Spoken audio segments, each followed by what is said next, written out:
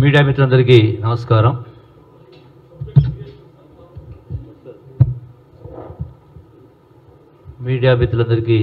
తెలియజేసుకుంటున్నా. ఇప్పుడు ఈ రోజున రేవంత్ రెడ్డి గారి నాయకత్వాన ప్రభుత్వం వచ్చి, మా కాంగ్రెస్ ప్రభుత్వం వచ్చి కేవలం 4 మాసాలు. వాళ్ళు అధికారం ఉన్నది 10 సంవత్సరాలు. 4 మాసాలు పూర్తయినటువంటి ప్రభుత్వం పైన మెడలు వంచుతాం అంటే ఇష్టారాజ్యంగా కొరికి చంపుతాం అంటే ఏమైనా మాటలు వీపులు విమానం అవుతా ఉల్టా సీదా వాగ్దానాలు చావటలు దద్దం అనుకుంటూ మాట్లాడుతూ ఉంటే ఒక ముఖ్యమంత్రి ఎవరు చవటలు ఎట్లయితారు, ఎవరు దద్దములు ఎట్లయితారు? మా ప్రభుత్వం 4 మాసాలు, మీ ప్రభుత్వం 10 సంవత్సరాల పాటు పరిపాలన చేసింది. మరి నిజంగా మీరు కేసీఆర్ చవట దద్దమ్మ కాకపోతే ఇలాంటి లఫూటు మాటలు మాట్లాడుకుంటూ ధనిక రాష్ట్రాన్ని నీకు అప్పచెప్తే అధికంగా వచ్చినటువంటి ఆదాయం హైదరాబాద్ నగరం ద్వారా అధికంగా వచ్చినటువంటి లక్షల కోట్ల రూపాయల ఆదాయం ఇన్ని చేసి వచ్చిన తర్వాత కూడా 8 లక్షల కోట్ల రూపాయలు మళ్ళీ అప్పు చేసి నీవు గొప్ప మేధావి 80,000 పుస్తకాలు చదివినోడు గొప్ప తెలివితోడు ఉన్నాడు. మరి ఇలా ఉల్టా పల్టా హామీలను మాట్లాడుతూ ఉన్నావు. నువ్వు 10 సంవత్సరాల కింద మరి ధనిక రాష్ట్రం ఇన్ని అప్పులు ఇంత ఆదాయం వచ్చినా కూడా నీవిచ్చిన హామీలు ఎందుకు ఒక్కొక్కటి అమలు కాలేదు? మీకు అందరూ తెలుసు, రాష్ట్ర ప్రజలకు తెలుసు. 3 ఎకరాల భూమికలు మొదలు పెట్టుకుంటే ఇలా రకరకాల స్కీములు, ఆఖరి స్కీము దళిత బంధు. మరి ఇంత వచ్చినా కూడా ఉన్నా కూడా నీవెందుకు అమలు చేయలేదు? 10 సంవత్సరాలైనా 10 సంవత్సరాల అధికారం ఉండి ఇంత రాష్ట్రం ధనిక రాష్ట్రాన్ని నీకు తెలంగాణ అంటే కాంగ్రెస్ ప్రభుత్వం సోనియా గాంధీ గారు తెలంగాణ రాష్ట్రం అప్పచెప్పినందుకు ధనిక రాష్ట్రం నీకు అప్పచెప్పడం జరిగింది. 2,000 రూపాయలు అంటే ఆనాడు 60 సంవత్సరాల పరిపాలనలో కాంగ్రెస్ పరిపాలనలో 200 రూపాయల పెన్షన్ ఉండింది. నేను వచ్చినాక 2,000 రూపాయల పెన్షన్ చేసినాను అంటున్నావు. ఎటకలు ఇచ్చినా నువ్వు? తెలంగాణ రాష్ట్రం ఇచ్చినందుకు, హైదరాబాద్ కేంద్రంగా ఉన్నందుకు, మిగులు రాష్ట్రం ధనిక రాష్ట్రం అయినందుకు, అధిక ఆదాయం వచ్చినందుకు ఆ 2,000 రూపాయల పెన్షన్ ఇచ్చుడొచ్చు. ఇలా మేము 4,000 రూపాయల పెన్షన్ ఇస్తామని ప్రకటించడం జరిగింది. ఇచ్చే కార్యక్రమం మొదలు పెడతాం. ఆల్రెడీ 4 మంత్స్ అయింది. మరి నీవెందుకు? నీ గొప్పతనం ఎక్కడుంది? ఏ లెక్క ప్రకారం నువ్వు? రెండవది, ఇంతకుముందు సహచర మంత్రి ఉత్తమ్ గారు చెప్పినట్టుగా లక్షల కోట్ల రూపాయలు ఇలా అవినీతి కార్యక్రమం చేసి ఇరిగేషన్ ప్రాజెక్టు గురించి మాట్లాడుతుంది. అసెంబ్లీ సాక్షిగా చెప్పడం జరిగింది. మరి కేసీఆర్ నీ మాటల్లో నీ లెక్క ప్రకారం మాట్లాడాలంటే ఏం మాట్లాడు అన్నాడు? ఉద్యమ సందర్భం కావచ్చు, తర్వాత కానీ ప్రాంతీయుడు రాష్ట్ర అంటే అన్యాయం చేస్తే ప్రాంతం నుంచి పారద్రోలాలన్నావు. ప్రాంతీయుడు అన్యాయం చేస్తే 1000 గజాల లోతున పాతి పెట్టాలన్నావు. మరి నువ్వు ప్రాంతీయుడివే కదా. నీ లెక్క ప్రకారం చూస్తే నిన్ను పాతి పెట్టాలా? పాతండి ప్రజలు పాతి పెట్టి ఇప్పటికే ఏ లెక్క ప్రకారం చూసినా కూడా అంటే నువ్వు మేధావి అనే నోరుంది కానీ ఇష్టారాజ్యంగా మాట్లాడితే మాకు రాక కాదు, సంస్కారం అడ్డు వస్తూ ఉంది. నీవు మాట్లాడుతావు కాబట్టి మేము మాట్లాడుతూ వస్తూ ఉంది. అన్ని బేకూఫ్ పాటలు మాట్లాడుకుంటూ తలతోక లేకుండా మాట్లాడుకుంటూ ఉల్టా చోరుకోతోలకు డంటే అనే విధంగా మాట్లాడుతున్నావు. నువ్వు 10 సంవత్సరాల్లో ఇవాళ ఎందుకు కరీంనగర్ రైతుల పొలాలకు చూడడానికి పోయినావు? 10 సంవత్సరాలు ఎందుకు పోలే?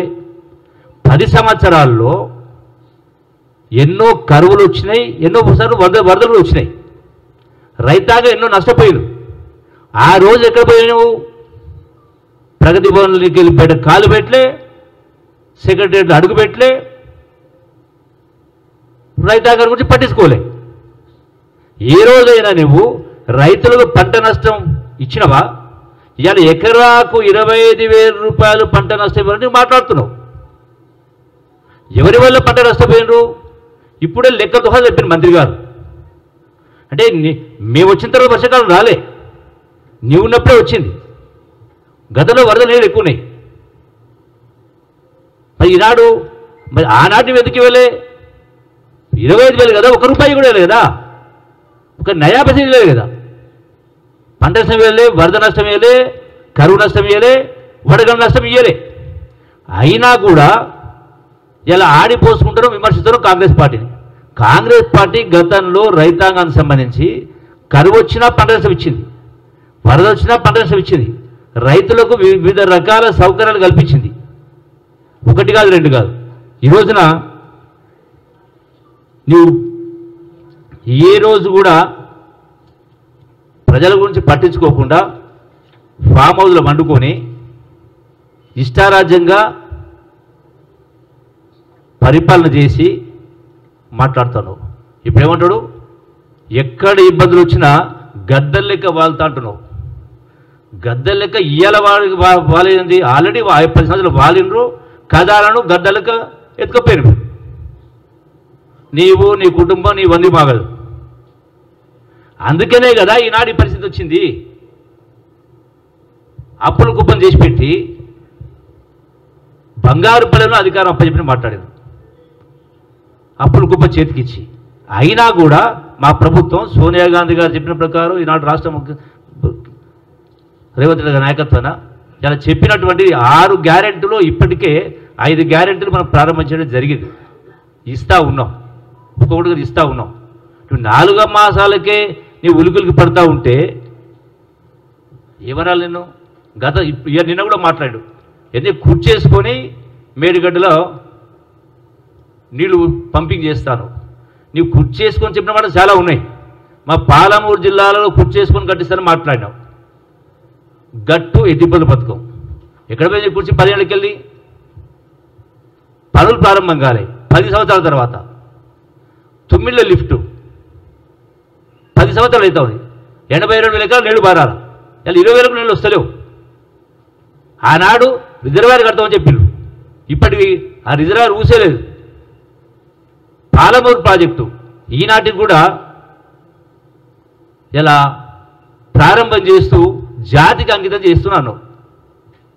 కొద్దిగా సెన్స్ ఉండాలా, బుద్ధి జ్ఞానం ఉండాలి. మాట్లాడితే మామూలు వాళ్ళు మాట్లాడడం వేరు. 10 సంవత్సరాలు ముఖ్యమంత్రి హోదా ఉండి జాతికి అంకితం చేసినవా? ఏం అంకితం చేసినావు? నీవు వాడికి పోతా అంటే మెడిగడ్డ కాదు, పలమూరు కాదు పోదాంపా. నువ్వు తల కింద తప్ప చేసినా అది ఇప్పటి వరకు ఫస్ట్ లిఫ్ట్ నుంచి సెకండ్ లిఫ్ట్ వరకు కెనాలే లేదు. వరుసగా 5 లిఫ్ట్లు ఉంటే ఒకటి కూడా మొదలు కాలే, ఒకటి పంపింగ్ కాలే. ఒక మోటార్ ఆన్ చేసి నీళ్ళు ఇచ్చి ఇలా అడ్మినిస్ట్రేషన్ ఇవ్వలే. కాలువలకు కానీ ఇతరత్ర ఇప్పటి ఈనాడు కూడా ఇవ్వలే. ఈరోజున మిషన్ భగీరథ గురించి మాట్లాడుతున్నాడు కేసీఆర్. తాగునీటికి సంబంధించి నీ నిర్వాహకం వల్లనే కదా, ఒక ఇరిగేషన్ ప్రాజెక్టులో కాదు ఇందులో కూడా వేల కోట్ల రూపాయలు కుంభకోణం జరిగింది మిషన్ భగీరథలో. నీ మిషన్ భగీరథ కరెక్ట్ ఉంటే ఉదాహరణ చెప్తా, రాష్ట్రం మొత్తం ఎందుకు పాలమూరు జిల్లా సంగతి చెప్తా. ఈ రోజున కృష్ణా నదిలో ఈ రోజున కూడా 8 టీఎంసీ నీళ్లు ఉన్నాయి సుమారుగా. దానికి కావాల్సింది 6 టీఎంసీ వాటర్ ఉంది కదా. మరి ఎందుకు గ్రామాల నీళ్ళు వస్తలేవు? ఇంత గొప్ప మేధావి కదా. ప్రజలను మభ్యపెట్టకాలు చేసి ఎందుకు వస్తలేవు మరి? అంటే నీ అస్తవ్యస్త స్కీమ్ ద్వారా, అస్తవ్యస్త పరిపాలన ద్వారా ప్రాపర్ ఏది కూడా కరెక్ట్గా లేదు. అది ఏ గ్రామంలో కూడా చక్కగా నీళ్ళు వచ్చేటువంటి పరిస్థితి లేదు. ఈ రోజున ఇంకోటి మాట్లాడినా, ఉదయం పూట భోజనం పెట్టమని విద్యార్థులు లోకానికి. ఈ మాట ఏడుపుని ఇవాళ ఏడుస్తున్నావు. నేను 10 ఏళ్ళ కింద చెప్పాను నీకు, మొదటి కలెక్టర్ కాన్ఫరెన్స్లోనే. తక్కువ ఖర్చుతోటి 30 లక్షల విద్యార్థులకు ప్రతి గ్రామం కూడా ఒక రెసిడెన్షియల్ స్కూల్గా కన్వర్ట్ అవుతుంది. ఉదయం 7 గంటల నుంచి సాయంకాలం 7 గంటలకు స్టూడెంట్స్ రప్పించి రీటైన్ చేస్తే ప్రతి ఒక్కరికి కూడా క్వాలిటీ ఎడ్యుకేషన్ వస్తుంది. ఇలా లక్షల రూపాయలు ప్రైవేట్ స్కూల్లో ఆస్తులపై పుస్తకాలపై కడతా ఉన్నారు. ఏడ్సీట మరి ఇలా గొప్ప గొప్ప మాటలు మాట్లాడుతున్నావు కదా. కామన్ సెన్స్ లేదా? ఉదయం 3 గంటలు సాయంకాలం 3 గవర్నమెంట్ టీచర్లు లేని సందర్భంలో కలెక్టర్ కాన్ఫరెన్స్ చెప్పినాం మేము.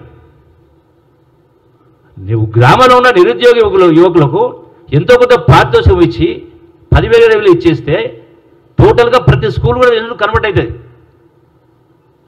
₹1,00,000 అప్లపాలు కావాల్సిన అవసరం లేదు. అలాంటి పట్టించుకోలే. అంటే ఏ ఒక్కరు చూసినా ఇక కొడుకు మాట్లాడు, అల్లుడు మాట్లాడు. ముఖ్యమంత్రి రేవంత్ రెడ్డి ఢిల్లీకి 12 సార్లు పోయాడు.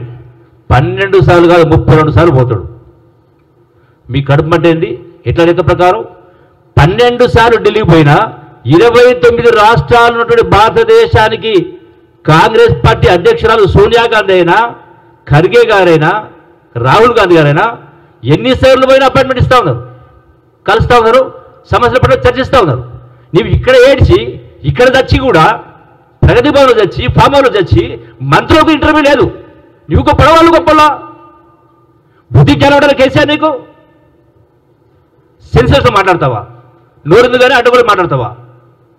అంటే ప్రజల్ని నీవు ఏడవలేక గెలవలేక నీ అస్తవ్యస్త పరిపాలన, నీ నిరోధక పరిపాలన, నీ అవినీతి పరిపాలన వల్ల అధికారం పోయిన తర్వాత ఇవాళ ఈ కూతలు కూస్తున్నావు.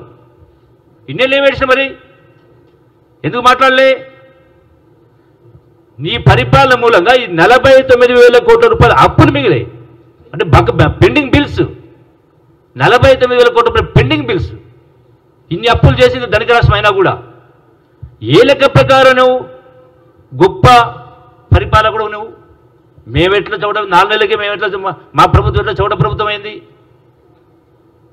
అంటే నీవేదో మాట్లాడేసి ఎన్నికలు వచ్చినప్పుడు పార్లమెంట్ ఎన్నికల్లో ఓట్ల కోసం ఈరోజు నువ్వు మాటలు మాట్లాడే కార్యక్రమం చేస్తూ ఉన్నావు. నువ్వు తలకిందులు తపస్సు చేసినా నీకు ఒక్క సీటు కూడా వచ్చే పరిస్థితి లేదు. మహా ఒకటి వస్తుందని కూడా రాదు, డౌటే. ఎందుకంటే ఈ రోజున సామెత ఉంది, మా సామెత చెప్పొచ్చు లేదు కానీ ఉన్నది బాగా ఉంచుకున్నది బాగా అన్నట్టుగా టీఆర్ఎస్ పోయింది, తెచ్చుకునే బీఆర్ఎస్ పోతుంది రేపు ఈ పార్లమెంట్ ఎన్నికల తర్వాత. నీ పరిపాలన గొప్పగా ఉంది. నీ పరిపాలన గొప్పగా ఉంటే తెలంగాణ రాష్ట్రం వచ్చిన తర్వాత, ఇంత ధనిక రాష్ట్రం వచ్చిన తర్వాత అధికారం నీకు ఎందుకు పోయింది? అంటే తప్పులేని వారు తమ తప్పులేరు అన్నట్టుగా నీవు ఆ రాజకీయాల కోసం ఇంకొకరిపై నిందలేసే కార్యక్రమం చేస్తుంది తప్ప నీకు మాత్రం అది దానిపైన మాట్లాడతలేవు. ఈరోజు నా దళిత బంధు గురించి మాట్లాడుతూ ఉన్నాడు. పోయి ధర్నాలు చేయండి, ఇవ్వడలేదని నీవేం పీకినావా మరి? 2 ఏళ్ళు ఇన్ని సంవత్సరాలకు వెళ్ళి ఎందుకు వెళ్ళి మరి? కేవలం రాజకీయ కోణంలో గెలవడం కోసం ఆయన హుజూరాబాద్లో తీసుకొచ్చిన స్కీమ్ దళితులకు సంబంధించి ఏ ఒక్కరు కూడా చేయలే కదా. చట్టం చేసినావు, అవన్నీ కూడా ఫండ్స్ కూడా ల్యాబ్స్ కావు, అవన్నీ కూడా టోటల్గా అక్యుపేట్ అని చెప్పినావు, ఇచ్చినావా మరి ఒకటి కూడా? ఎందుకు మాట్లాడలే? ఎందుకు ఇయ్యలే? అంటే రాజకీయం కోసం నీవు ఇష్టారాజ్యంగా మాట్లాడుతూ చేస్తూ మళ్ళీ ఉల్టా చోరుపోతోలు అన్నట్టుగా మాట్లాడుతూ ఉన్నావు. ఇలా గొర్రెల గురించి కూడా మాట్లాడుతూ ఉన్నాడు, బర్రెల గురించి మాట్లాడుతూ ఉన్నాడు. ఈనాడు 2017 ఇచ్చినావు, మరి 6 సంవత్సరాలైంది. నీవే అధికారులు ఉన్నావు కదా, ఎందుకు ఇవ్వలే? అదేదో కేంద్ర ప్రభుత్వం స్కీమ్లు ఇచ్చింది కాబట్టి ఇచ్చినావు నువ్వు, అది కూడా సగం ఇచ్చి మిగతా సమయం ఇవ్వలే. అంటే నీ యొక్క గొప్ప పరిపాలనకు ఈ గొర్రెలు కూడా నిదర్శనమే. అందుకే ఈరోజు కేసీఆర్ నియంతృత్వం కారణంగా, అవినీతి కారణంగా సజీవ సాక్ష్యం కదా, కవితనే జైల్లో ఉంది కదా, ఉదయనే జరిగిపోయిందా? మీరు అనొచ్చు, మీరు కూడా గతంలో ఆ ప్రభుత్వం ఉన్నారు కదా. డెఫినెట్గా ఉన్నాం. ఆనాడు ప్రతి అంశం కడుపు చేసుకుంటే కాలు పడుతున్నట్టుగా ఆనాడు ఎన్నో అవమానాలు చాలామంది భరించారు. ఎందుకు భరించారు? ఆనాడున్న పరిస్థితుల్లో తెలంగాణ రాష్ట్ర ఏర్పాటే ఒక విఫల ప్రయత్నం. తెలంగాణ రాష్ట్రం ఒక విఫల ప్రయత్నం, ఫెయిల్ కావాలని పద్ధతిలో మాట్లాడుతూ ఫెయిల్ కావద్దు, తెలంగాణ ప్రభుత్వం నిలబడాలి, నిలదొక్కోగలదు అని భరించినాం. సిగ్గుసర లేకుండా, బుద్ధి లజ్జ లేకుండా నేను ఏది మాట్లాడితే నమ్ముతారు అనుకుంటే పొరపాటు. మాకు తెలియదా? మేము పక్కన చూసిన వాళ్ళం కాదా? మీ వ్యవహారాలు, మీ వేషాలు, మీ మాటలు ఎన్ని మాట్లాడినా రేపు రాబోయేటువంటి ఈ పార్లమెంట్ ఎన్నికల్లో కాంగ్రెస్ ప్రభుత్వం సంబంధించి అన్న మాట కట్టుబడి ఉన్నది. సోనియా గాంధీ గారు చెప్పిన రాష్ట్రం ఇచ్చింది 6 గ్యారెంటీలు 5 గ్యారెంటీలు. ఇటువంటి అంటే ఇంత ఇబ్బందికర పరిస్థితుల్లో కూడా మా మంత్రి గారు చెప్పినట్టుగా కరెంటు విషయమైనా ఇతరత్ర అయినా ఆర్థిక ఒడిదుడుకులు ఉన్నా కూడా ఒక్కొక్కటిగా అమలు చేసుకుంటూ వస్తూ ఉన్నాం. ఎక్కడ కూడా కాంప్రమైజ్ అయ్యేటువంటి కార్యక్రమం చేస్తలేము. మా సీఎం గారు చెప్పినట్టుగా ఈ ఎన్నికలు కూడా రెఫరెండం, డెఫినెట్గా రెఫరెండమే. మన కేసీఆర్ మీరు ఒప్పుకోకపోయినా ప్రజలే పాతరేస్తారు మీ పార్టీని. ఆ స్టేట్మెంట్ ఇప్పుడే మరి నేను కూడా రెఫరెండం భావిస్తే నిజంగా నీ పరిపాలన గొప్పగా ఉంటే ఇన్ని మాటలు మాట్లాడావు కదా, ఇన్ని తిట్లు తిట్టినావు కదా, నిజంగా దమ్ము ధైర్యం ఉంటే కేసీఆర్ దీన్ని ఎన్నికలు రెఫరెండ్గా స్వీకరించి ఈ ఎన్నికల్లో నేను ఓడిపోతే మా పార్టీ ఓడిపోతే మా పార్టీని రద్దు చేసుకుంటాను చెప్పు. దమ్ము ధైర్యం ఉంటే అవినీతి పైన అసెంబ్లీ సాక్షిగా మాట్లాడడం జరిగింది.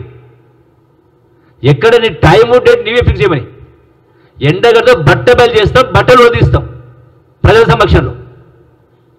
మీ అవినీతి బట్టలు ఈ బండారం బయటపడుతుంది.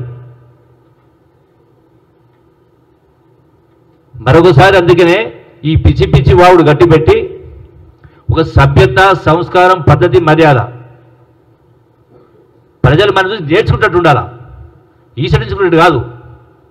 ఇదేనా నీ 85,000 పుస్తకాలు చదివినటువంటి గొప్పతనం నేర్చుకున్నది. మరొకసారి ఇటువంటి వాగుడు వాగితే ప్రజలు మీకు బుద్ధి చెప్పే కార్యక్రమం చేస్తారు, ఉంగబెట్టి బండలు పెడతారు, తిరగబడే కార్యక్రమం చేస్తారు ఇంకొకసారి ఇటువంటి మాటలు మాట్లాడితే. Thank you very much.